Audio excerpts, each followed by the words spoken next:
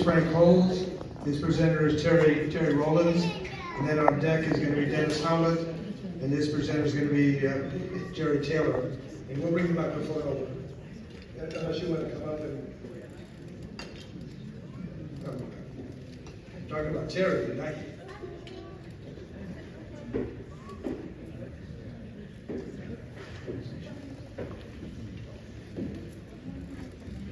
It's game time. Good evening, everybody. 2 minutes. 2 minutes, 1 minute. 2 minutes. I'm T.L. Rollins, 2019 AFL Hall of Famer. I would like to introduce to some and present to others one of the greatest offensive linemen in the Great Lakes State, Mr. Frank Holmes, a great Northern Michigan Wildcat.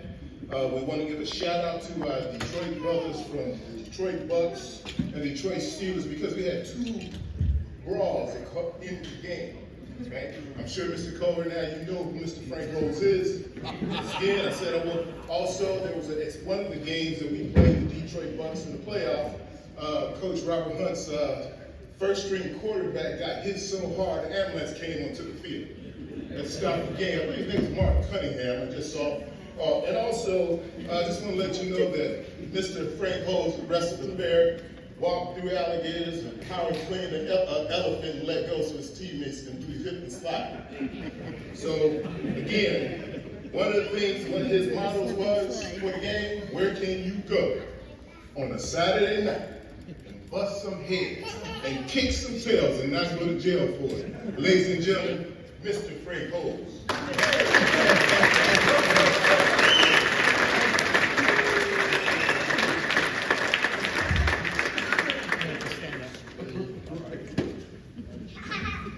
Thank you, my friend and teammate. Please remember, all of what he said was a long time ago in a galaxy far, far away. Please, and you fellas from Detroit, no hard feelings. I received as much as I gave. I want to thank my Lord and Savior Jesus Christ for giving me this life and the countless blessings, and just the fact that I'm still alive. Thank you, Dave Birch, and the selection committee for including me in this prestigious brotherhood in this totally awesome setting. And reuniting with a teammate from NMU, Gary Scott, a running back right over here I haven't seen over 50 years.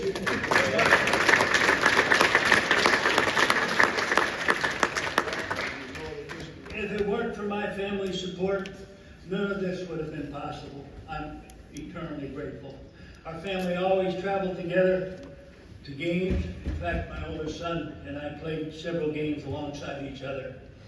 Our daughter Margaret missed her baccalaureate so we could play against the Russians. Our youngest son Michael, a 2-sport collegiate athlete and successful coach, is here tonight as our chauffeur and chaperone for the weekend, making sure we behave ourselves. And to the most important person in my world, my soulmate, my best friend, the guiding light and rock of our family, my beautiful wife Marion, we are now beginning our 53rd year of wedded bliss.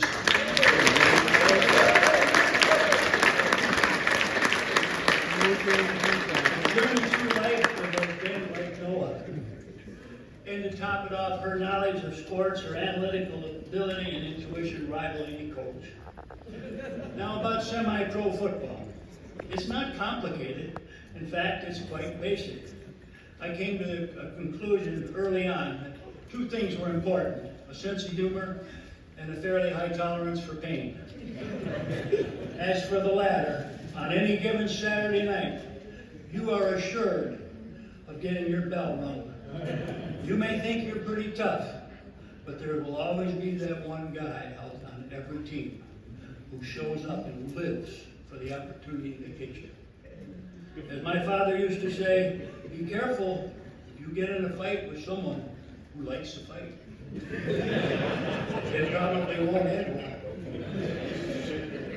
Some nights you receive more than you give, and it doesn't hurt to be humbled. As for a sense of humor, our sport can be quite unique in many ways. Examples include criminal drama, 1975, arriving at a game in Detroit, only to get stopped in a police roadblock where cars were searching for the body of Jimmy Hoffa. And we're in a Volkswagen. Pageantry. Our quarterback, you may know him as the King, being dropped by a helicopter in the middle of the field pregame with a cape. Family fun. A circus comes to town, and our team owners get this wonderful idea. We're going to have a tug of war with one of their elephants. Okay? I don't have to tell you who won that battle. I've never seen an animal poop so much. And drag players through it. Except those of us at the end who just let go. Animal hijinks. Several of us climbing into a wrestling ring one at a time to grapple with Victor, the 900-pound Canadian brown bear, who just whipped every one of us. And then there's the international political intrigue, playing a game against a Russian team. They're called the Minsk Zubers, and they were coached by Monty Clark, and they were supposedly world-class athletes. I'm not sure. I think they emptied out the prisons. I learned an awful lot of Russian cuss words that day. And you know, semi-pro football, you can't make this up. Okay? This stuff really happens. Okay? You know, I'm going to close with a short poem. Or before I close, I want to mention that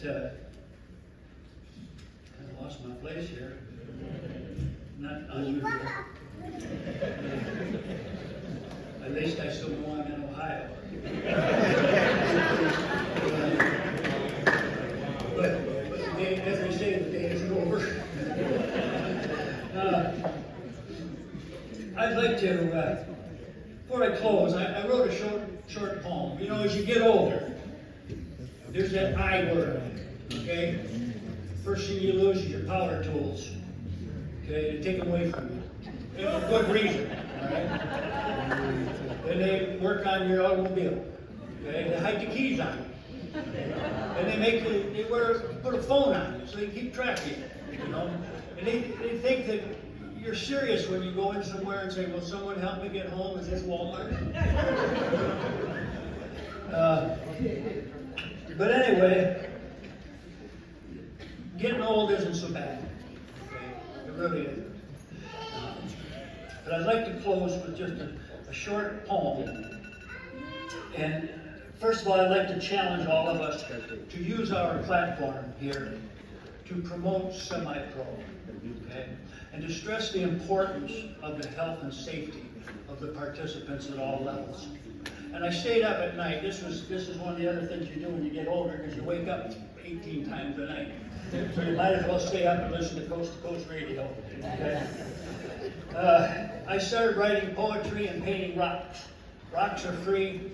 Poetry, if you can read it in the morning, you know, it's pretty good. But I wrote this little limerick or poem. It's about us, all of us here. And it starts out, we played the game. We played it well. Not for riches or fame, pray tell. Often poor conditions and questionable gear. Helmets quite thin. No wonder we can't hear. A time when we worried about the score. When our minds were clear and younger clothes we wore. And twilight, as always, comes to one and all. To the men of spring, summer, and fall. Our cleats have long been put away. There is really only one thing left to say. Let's look for lights. Let's find a field. We'll put on the pads. To getting old, we'll never yield. Let's run and tackle and block and score. Let's hear the crunch and thud once more. And if it can't be reality, let it be in a dream. That's okay with me. I hope all your memories have been as fun as mine. I thank you. May God bless all of you and your loved ones. Stay safe, my brothers. And as I'm not known as Frank. I'm Pa. To my grandchildren, Preston, James, Sarah, Vivi, and Nate. And that's what I want to be. Just Pa.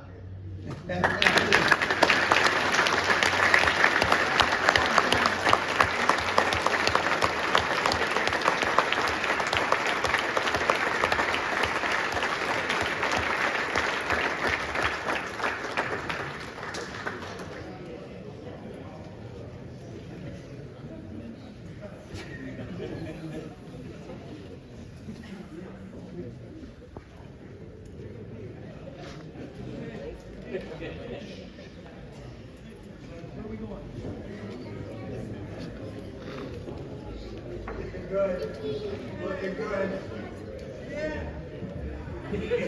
You ready? Okay, Jerry Taylor is the presenter, and Dennis Howland is going to be the inductee. And Bill Jefferson, if you're on deck, is the last presenter for the first go round. So, no further ado.